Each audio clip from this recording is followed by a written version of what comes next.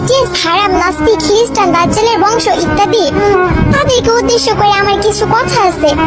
আচ্ছা, আপনারা যে আর্জেন্টিনা, ব্রাজিল সাপোর্ট করেন, আপনারা কি জানেন এই দুই দেশই আজান নিষেধ?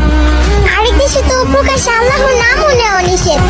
আর যেখানে বিটিএস এর সদস্যরা আজানের সময় কনসার্ট বন্ধ করে দেয়, তাদের কনসার্টে মুসলিম আর্মিদের নামাজের ব্যবস্থা করে দেয়, মিটআপের সময় মুসলিম ফ্যানদের গায়ে টাচ করে না, অপবিত্র হবে এর জন্য। হতে পারে তারা অন্য ধর্মের, কিন্তু সবাইকে সম্মান করতে জানে, যা সবাই পারে না। মুসলিম ধর্মে কোথাও লেখা আছে যে অমুসলিমদের ঘৃণা করতে হবে?